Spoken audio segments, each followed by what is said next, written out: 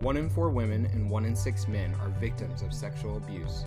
And these numbers don't highlight the disproportionate numbers of those survivors who don't report, or those survivors who may identify elsewhere on the gender spectrum. This podcast is for all of us, survivors of sexual abuse and assault, who want to experience a life worth living beyond a tragic past. My name is DJ Burr, and I'm a licensed mental health therapist, author, screenwriter, sober person, and I'm a survivor of sexual abuse. I know the complexity of healing from trauma. I also know the joy that comes from the healing process. Hear our stories and share your own. You are not alone.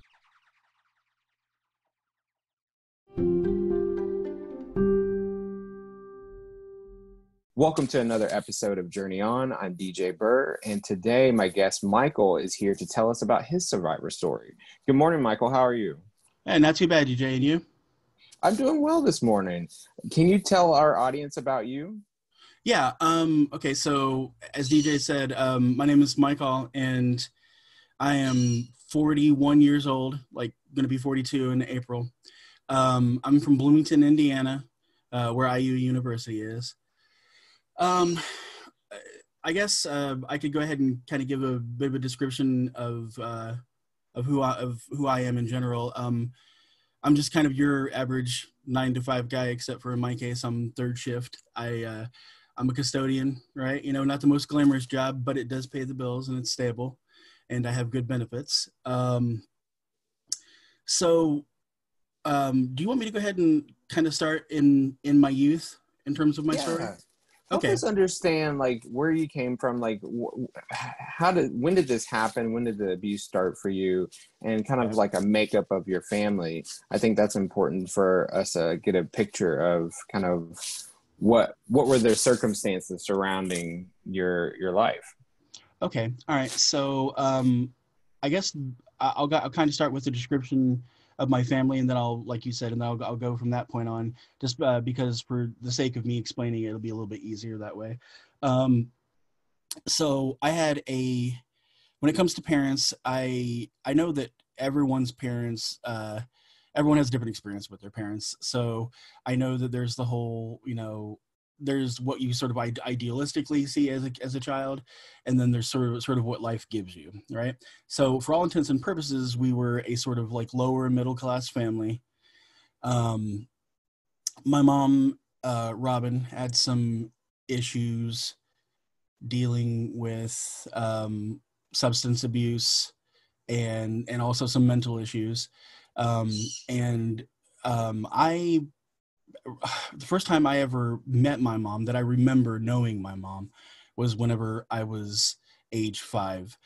My parents, I guess, previously to me being cognizant as a younger person, I had been living with my grandparents on my dad's side. So I truly only remember, my earliest memory of my mom is at age 5 meeting her.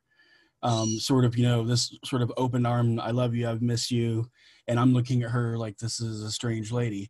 And don't get me wrong, I still felt the love, but so that's my first memory of my mom. And my dad, he's, so there's my mom. She's sort of the crazy individual in my life, the very sort of dysfunctional factor. There's my dad. He was he worked at the cyclotron, very smart man. Member of Mensa, physics left and right. And so he was often worked a whole lot and, had a lot of crazy shifts. So he was very sort of loving but stern, right, with me and my brothers. And so he was sort of like the solid influence on my life, but in one aspect too, he was also having to be gone out of necessity, like to provide, right? I have an older brother, Daniel, and he is awesome. The best example I could give in terms of describing him is a spastic CP patient with a seizure disorder. So he ended up getting the viral encephalitis, Louisiana strain of viral encephalitis when he was younger, and and it took his ability to walk from him. Burn out a certain portion of the left side of his brain and the right side of his brain. He was supposed to be a vegetable, But he worked past that over the years, and he basically now is kind of functioning at like a 17, 18, 19-year-old level. So he gets the smaller things. It's the bigger pictures, bigger parts of life that he doesn't get, like sex, death, marriage, that type of thing, those broader concepts. But he's one of him and my brother Josh, who I'm about to explain. They're kind of my rocks. They're kind of, we all had to grow up in that dysfunction. So we all kind of bonded together and held tight, because often there wasn't really a lot of parenting. There's parenting in general, but we were kind of fending, for ourselves, right? My brother Josh is my younger brother. He's 1 year. I'm sorry, Danny is. Let me backpedal for a second. Danny is 3 years older than me. My brother Josh, who I'm about to say, is 1 year younger than me. So Josh, he's just like all three of us are. He is a mixture of my parents, just, like we're all kind of products of our parents, but he's got a very sort of, he's very smart. He's got a very analytical side. He tries to juggle a lot. He stuffs things down, but he's not horrible about it. I mean, he's the dad, so he has to, make sure that he's available for his kids and stuff. So, he makes sure that he keeps himself mentally healthy, but it's one of those things where it's that kind of situation. If I'm blabbing too much, let me know, DJ. Well, the thing is, so that's kind of gives you an idea of the people in my life. So whenever I was assaulted, I was about 5 years old. It had to have been a little bit after we came back into my mom's care, right? My mom and dad's care. So if you can imagine, we'll go back in time to 1984, whenever I was 5. So 1984, my mom's going out with her sister, like my aunt, and a few other family members, and they're partying. And she leaves me and Josh and Dan with my cousin Adam and one of his friends. I can't necessarily remember the friend's name, but I know it was he was just creepy, lanky guy. So I never really thought much. When you're younger, everyone to you that isn't what you're used to is kind of creepy. So, or can be. So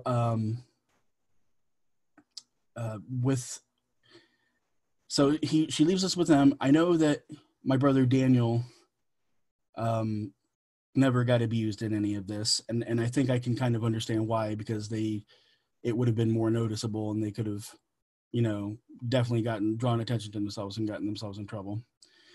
I remember, and I'm going to give a little disclaimer before I say this. I remember abuse happening to my younger brother, Josh, but he does not remember that. And out of respect to him, if he's dealing with it in the way that he's dealing with it, I don't want to set him back. So I'm just letting you know it's one of those situations where someone I care about very much, I also got abused, but if that's not where they're at in their journey and they're dealing with their own way, then I want to be polite about that.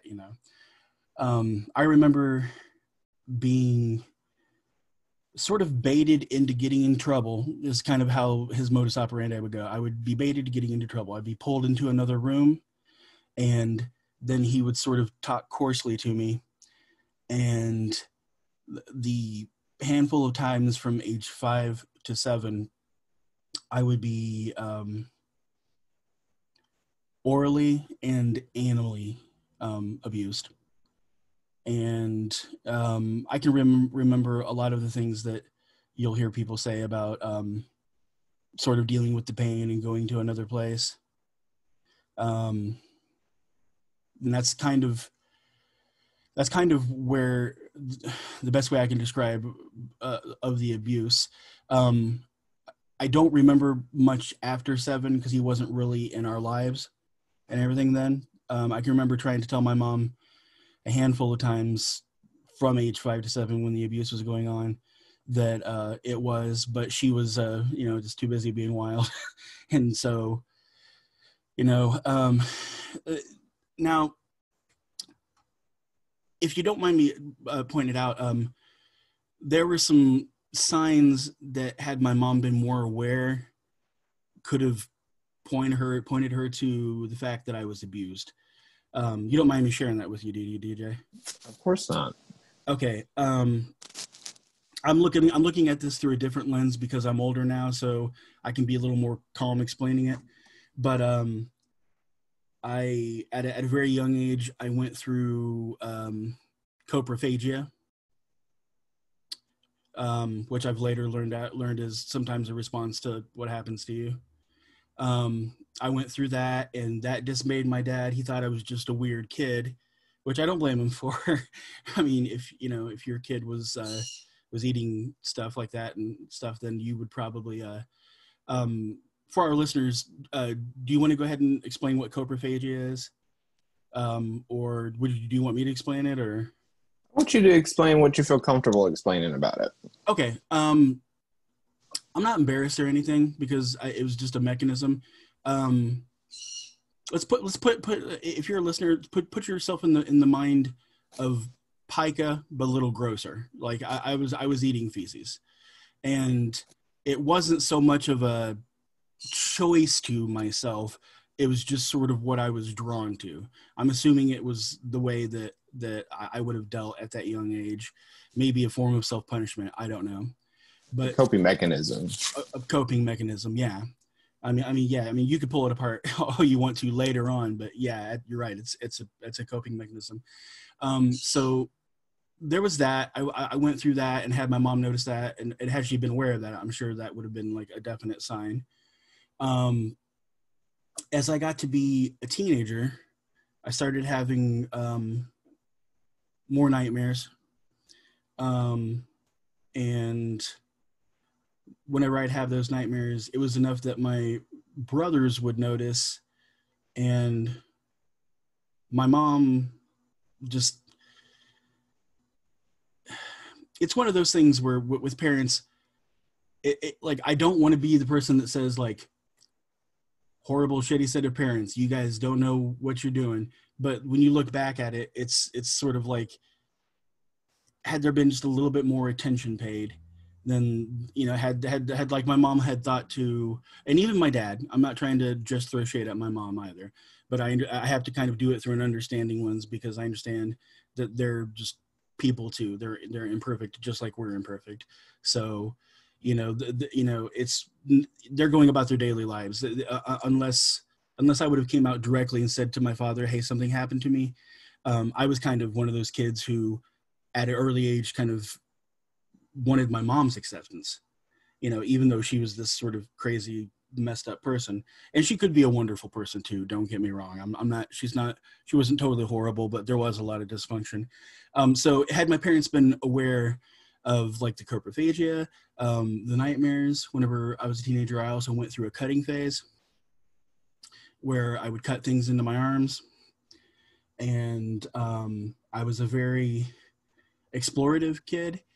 Not that that's necessarily a bad thing, but I was very much a button pusher. A lot of the idols that I have now, they're positive. Now they can be positive things, but back then, as a kid, you might have looked at what I liked and asked like, "Whoa, hey, what's the deal with you liking this? Do you like it because of dot, or is it because of another set of things?" Right? And what I mean by that is, I liked a lot of people that were sort of like anti-authority, and a lot of people that made you question things. A lot of people that would be considered nowadays sort of like button pushers. And a good example of what I mean by that was like, I started sort of delving in my teenage years into like the Gothic subculture. So a lot of nihilism, a lot of Nietzsche, a lot of like Marilyn Manson, heavy metal. There was a period of time after high school where it was a particularly low point in our lives. My mother had went ahead and moved me and my other brothers into what used to be a meth trailer. My brother Danny started having some health issues and had to have a feeding tube. I was working all the time, trying to manage going to school and giving my mom all the money to pay the bills, and then finding out that she was using it to buy drugs. It got to a very hopeless period in my life. And then, like if my brother Josh was here, he could back this up and tell you, I've had one or two nervous breakdowns in my life, right? Just where things have been too much, just where I've totally hit the reset button. And this was the first, on top of all those things, I was still dealing with the memory of abuse, and so I also was on top of that too, DJ. I was trying to come into my own sexuality at that age, right? And I was very confused. I had a few consensual encounters with a few of the guys that I was interested in. Nothing that was ever penetrative myself, because that's always been sort of a block for me. I can't receive as a person, let's put it that way. But I've got no problem with, I would consider myself bisexual. I've got no problem. To me, love is love. Whoever you love is whoever you love. So there's not that sort of worry there. There's not that, like, oh my God, it's a guy, or oh my God, it's a girl type thing. So I consider myself very sort of fluid that way.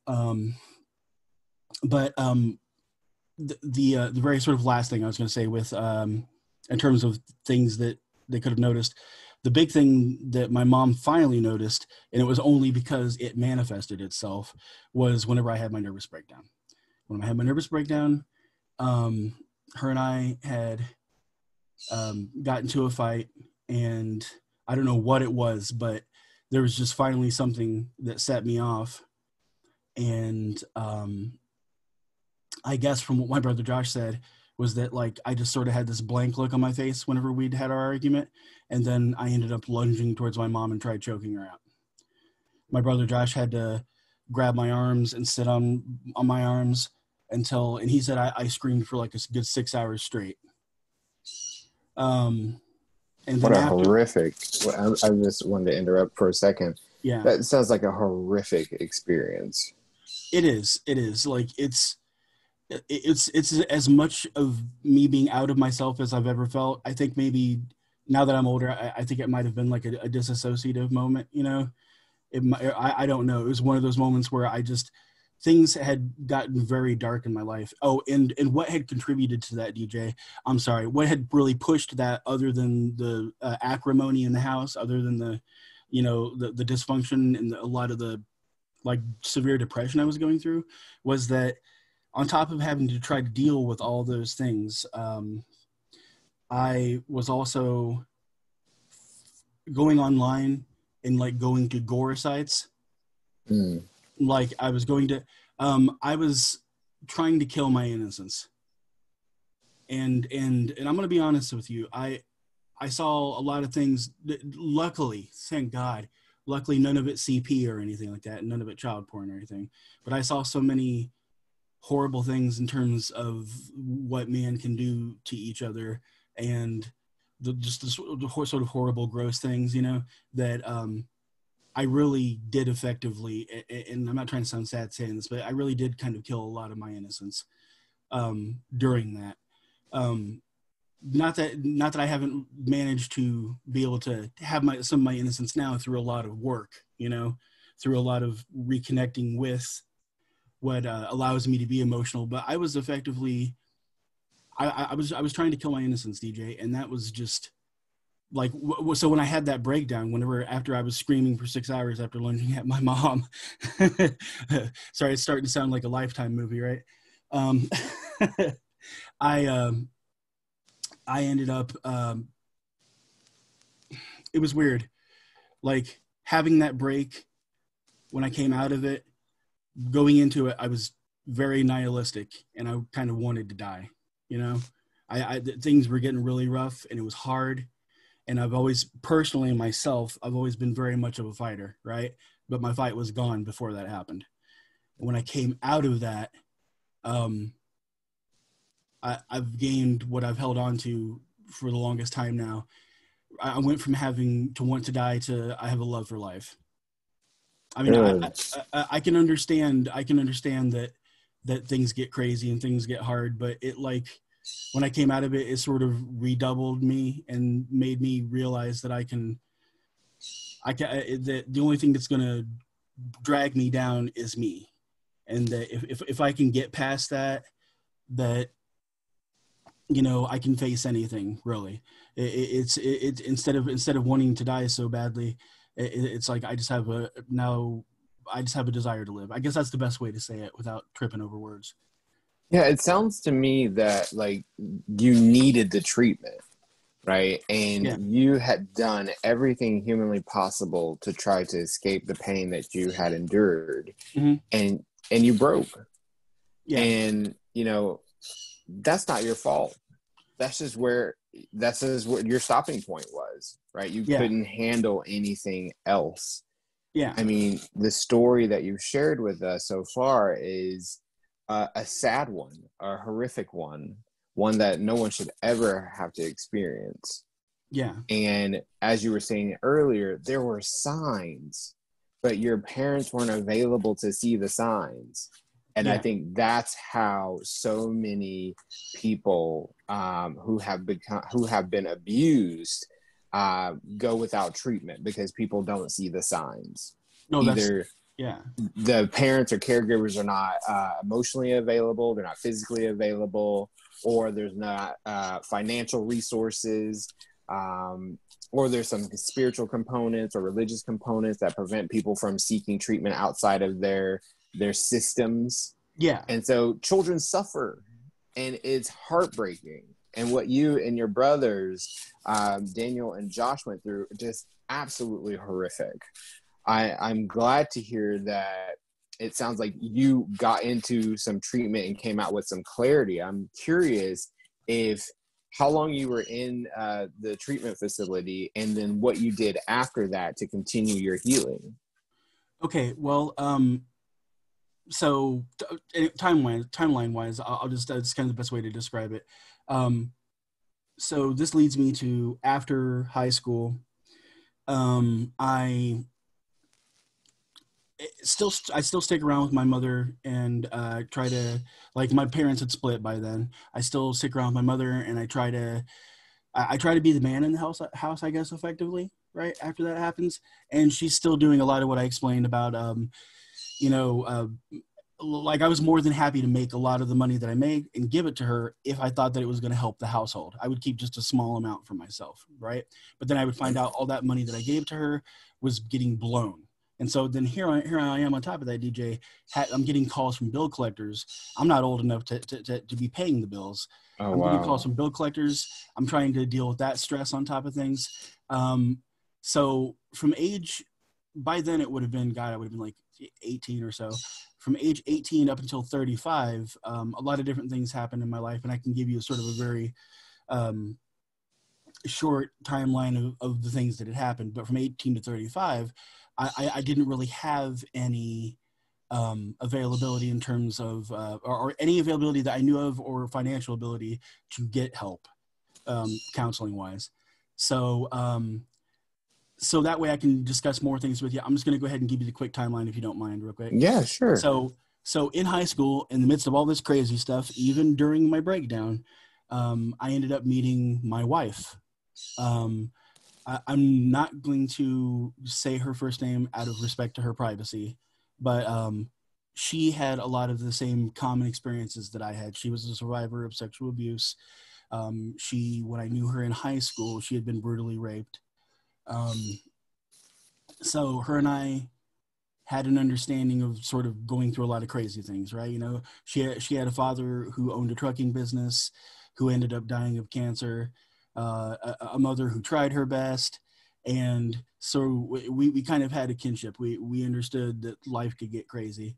And that wasn't the total basis of our friendship, but it certainly brought us closer, shared experience, In fact, whenever we first met each other, we didn't like each other at all.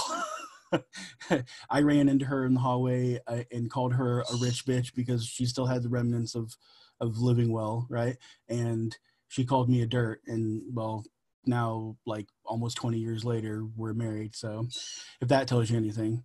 So I met Ken. Sorry, I'm not gonna say the name. Sorry, that's force of habit.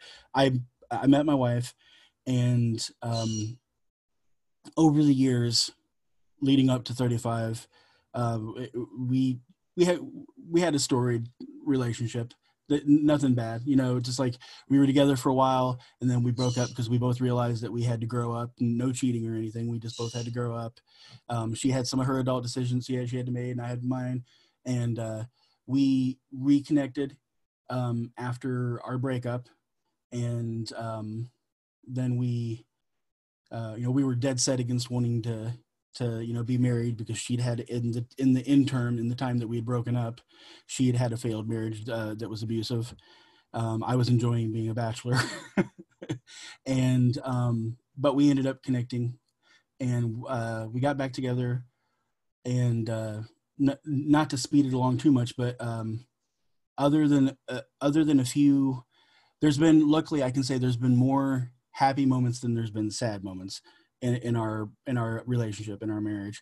But the only other really potentially sort of difficult thing that had happened,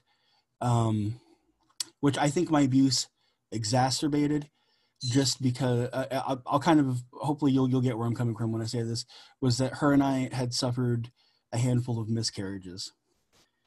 And the first one that we suffered was the one that went the longest, and it was like 20 weeks. So I effectively knew what my child was going to be and all that stuff. I knew what my child was going to be gender wise. I think the first child, you always sort of feel the strongest. You plan the hardest, and that had happened. She had ended up losing it at 20 weeks, and I didn't process that. I've always emotionally, I've always been one of these people who I try not to stuff, right? But whenever I know that someone else I love is in pain, like I put my feelings aside to make sure that they're okay. And I know that's something that like a lot of male partners will do, right? That is, because like, as much as it hurts me and as much as I feel the loss even to this day, right?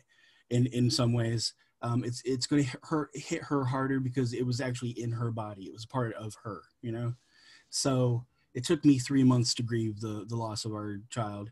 I woke up out of just like a deep sleep one night randomly, and I just ended up going on the front porch smoking and crying my eyes out. And that was kind of the starting of some of my intrusive thoughts, because I thought maybe I know that it doesn't make sense, but I thought in my mind maybe I was being punished, like I wasn't good enough. I wasn't good enough to be a parent, type thing. It's like when you work through the whole stages of like when you of loss. Like there's the whole denial and grief and anger. Absolutely. Yeah. So then all the way up to today, and there, it's good today. Like I'd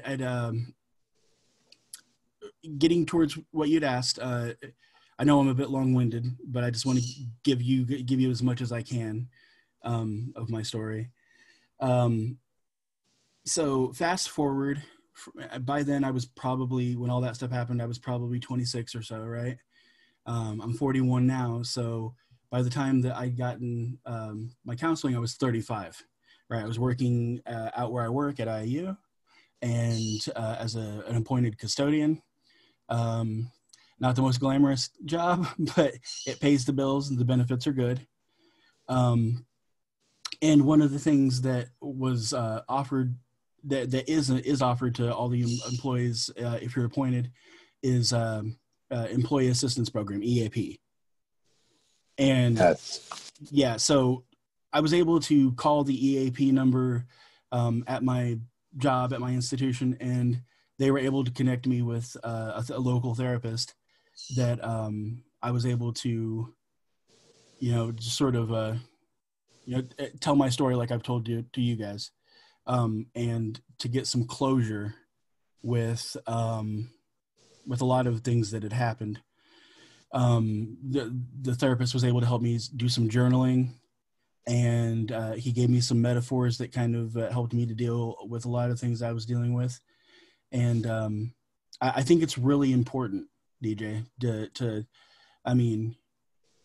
for people that have been abused, really on any level. I mean, not even just sexual, but especially with sexual abuse, at any age. As if you're lucky enough when you're younger, get the help. If you can manage to hold yourself together, until you can have those resources, then go ahead and get the help. Then basically, whenever the door is there to be opened, open that door, because it puts you through the ringer in terms of like emotionally, and mentally. And I'm glad that my work had the EAP. I think another resource that's very helpful, that I actually did anonymously reach out to whenever I was younger, was RAIN. I can't remember the exact acronym. I think it's like the Rape and Incest Network. And I wasn't able to get any. Now you got to remember, this is when I was younger, like before I had even moved out of my mother's house. I probably would have been 17. I was able to chat to somebody anonymously about what had happened, and they were able to point me towards people that I could talk to until I was able to work through some of my issues, like in actual counseling. And that was a lot of service at that age for me that they provided, was just sort of a sounding board. So that way I could manage to stay somewhat stable, in the midst of all the, oh God, what's the word I want to use here? Dysfunction, in the midst of all the dysfunction and chaos I had grown up around. Yeah. So, What a lot of hurt and pain and fear, grief. I mean, you went through like every emotion. Yeah. That we have the ability to experience, right? Yeah. I imagine, you talked about the miscarriages. There was a point in that process, that probably very early on, where you experienced a lot of joy, and then hit with the grief and the sadness of that pain, and then to go into what I heard was some shame of, was this my fault? Yeah. Right? Am I being punished? Yeah. And sometimes when we do experience like all these really fucked up things, right? These consequences that seem like they're directed right at us, right? Yeah. And they're meant to cause us additional harm. It's hard to look through that and see that you can control that. Yeah. That wasn't your fault. No. Right? You're not being punished. Yeah. But what I really appreciate is you talking about taking that step and going through the employee assistance program, which, if you have never heard of the employee assistance program, check with your employers to see if there is one. The EAP programs can provide short-term therapy. They sometimes can provide legal assistance, any type of assistance that you might think of. They are kind of like a clearinghouse, where they can connect you with additional resources. And employers contract with local providers to provide, 3 to 6 to 8 sessions, no cost to the employee. Yeah. And so if you can get in there for a few weeks to really dig deep and process, to get started on the journey, I highly recommend that you do that. And then the other resources that you mentioned was RAIN, the Rape, Abuse, and Incest National Network. Yeah. A godsend for sure. I mean, they started out in like 1994, and they have been providing resources and services and support to people throughout this country. And, I think the calls that they receive are overwhelming. Oh, right? And one of the things that a lot of people don't know is that men are impacted just as often as women, right? Yes. The stats aren't that far off, right?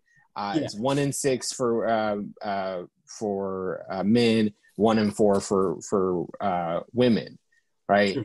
And we don't even really have good accurate numbers for people who identify as gender nonconforming, right? That's true. That's true. Or identify as transgender. There's still so much research to be done, but there are resources available. You just have to look for them. And that whole process of looking can feel daunting. So if you have a support person in your life, it's beneficial to reach out to them and ask them to assist you as well. I'm curious, Mykahl, did your brothers, did they support you taking these steps to go to therapy, to doing this work, coming on this podcast, talking about your story? I told Josh that I was going to be coming on this podcast. My brother, Josh J. Batts, that's who he would be, who our listeners would know him as J. Batts. So, Josh has always been very supportive, whether it's coming on here or whether it's just throughout my life. Like I explained to you, he doesn't have the same types of memories about things that had happened, but he very much sees how things have affected me throughout my life. And it's not the whole, like, I support you, yeah, I roll thing like it is with some brothers, right? He actually does get it. Because I've had some, because of how close me and Josh and Dan have been, there's been some we're very close as brothers. So there's been some very raw moments. There's been a lot of moments because of the craziness that we lived through. There's been a lot of moments that have brought us tight together, like I think, and not to sound weird or to take anything out of context, but I think on top of being a survivor of abuse, I think me and Josh and Dan were also survivors of a handful of other types of abuse too, mentally and emotionally and also physically too. So whenever you have siblings that grow up with you in that, either you sort of grow apart or you grow together. So I was lucky enough that we all bonded together. So I mean, they're really supportive. Danny knows that things had happened, and he's smarter than he lets on, or that people expect him to be. Mm-hmm. He's very smart. Like, I don't question his intelligence whatsoever, and so he knows that things have happened to me, and Josh knows that stuff happened, and they're both really. They both support me. I mean, if it's like a set of feelings that I have that are sort of like off the wall, or even just a crazy sort of like, hey, bro, did you experience this or did you feel that? There's never any real sort of like, outside of just like joshing each. Well, sorry, I use the term, other than sort of like teasing each other. We they never like shame me for anything, which is awesome. I'm sort of the crazy brother, but like in a good way, not like a mocking way. You know what I'm saying? It's like, right. Yeah. So Josh is very analytical. I'm very sort of like smart about a lot of things, like a jack of all trades, if you must. And then Danny is just a bit of a survivor. I mean, he's been disabled and he's been through all the same stuff with us. So us having to caretake for him also is kind of what brought us close together too, is because in the midst of all this stuff, we were caretaking our brother. So you were caretaking each other. You guys were parenting each other. Which is crazy, isn't it? It's crazy. It's absolutely crazy. But that is the story of survivors, right? Yeah. We have to learn how to take care of ourselves. And if we have siblings, we end up taking care of them while we're trying to figure out what the hell is going on for us, right? Yeah. And sometimes we can put the caretaking of others as more of a priority than taking care of ourselves as we get older. And then that breeds a whole nother set of issues in our adult lives, right? Yeah, it definitely can. requires treatment. For me, I went 12-step. I addressed my codependency, addressed my addictions that came out of that pain, that abuse. Yeah. And, you know, those are just some of the resources that people can get access to. I think the most beneficial for me has been the therapy and doing that deep emotional work. Yeah. So you know, as I am a therapist and I go to therapists to see a therapist, so I understand the value of it. I think everybody in this country should have a therapist. But unfortunately, our systems are not set up to, one, be affordable for people to get that type of treatment. And another thing is not always accessible. No. Right? So if any of our listeners are having difficulty accessing those resources, reach out to me, and I would be open to helping anyone find a therapist. I have connections all over this country. I'm part of several networks of providers who do offer sliding scale, reduced rate, pro bono resources. Sometimes you just have to ask. Okay. Well, yeah. Actually, I do want to comment on what you just said there, but yeah. But before I do that, do you mind me sharing sort of another relevant? There was, when I was younger, when I moved out and Kim and I were first together, there was some closure that I had before therapy. And if you don't mind, I want to share that story with you, because if that's all right. Yeah, we have a few minutes. Okay. So I'll just kind of give you the quick version of the story. My offender, my cousin, Adam, ended up going on the road and having jobs where he wasn't always safe about his sexual habits, and he ended up contracting HIV. I ended up receiving a call from him. This is about whenever Kim and I were first together, and I received a call from him, and that week that I received that call, I've been having really bad nightmares, like reliving a lot of things that had happened. When I received the call from him, he called on his deathbed asking for forgiveness for what he had done. I did forgive him. I told him that I would forgive, but that I wouldn't forget. You know, because I had found out between when I was younger and up to that point, I'd found out that he had been the victim of abuse also. So there was the empathy there, but I couldn't forgive him for the pain, you know what I'm saying, that he had caused, right, and for the thing that happened. So I did tell him that I would forgive him, but that I wouldn't forget. The only thing I did that like felt callous at the time, but I don't find it callous now, was he asked me if I would go to his funeral, and I told him no. I said, you know, I love you as a cousin, but I can't, I won't be able to control myself if I go to the funeral. And even though he was crying and apologizing, I had said, hey, listen, you know, you enjoy the time that you have. Know that I don't have any bad intentions towards you, but this is what I'm giving to you, and I'm not letting you take anything else from me. Wow. And so some family members that were privy to having heard that, like in the hospital, they kind of thought that I was a bit harsh about it, but I don't think that I was. I just wanted him to understand that, like, I get it. He was human, and that the things he did were probably as a result of grief that he had suffered. But, you know, it's just a very real moment in life, you know? It's one of those things where, I'd forgotten to say that earlier whenever in the midst of explaining everything.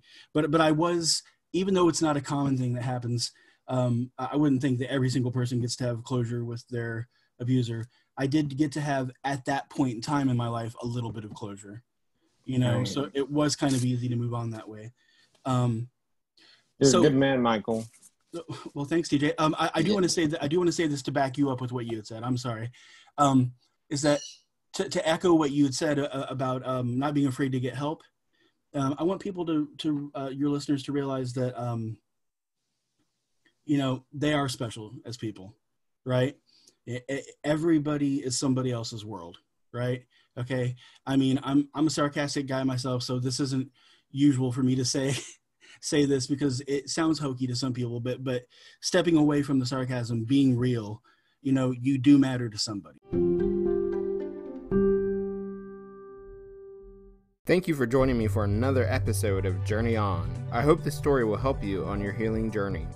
I want to hear from you. Leave me a message at anchor.fm/journeynonpod/message, and I might be able to respond to you on a future episode. Tweet me at @TheDJBurr. Follow me on Instagram at @TheDJBurr. Like the Journey On Facebook page at facebook.com/journeynonpod, and join our survivor community at facebook.com/journeynonsurvivors. Till next time.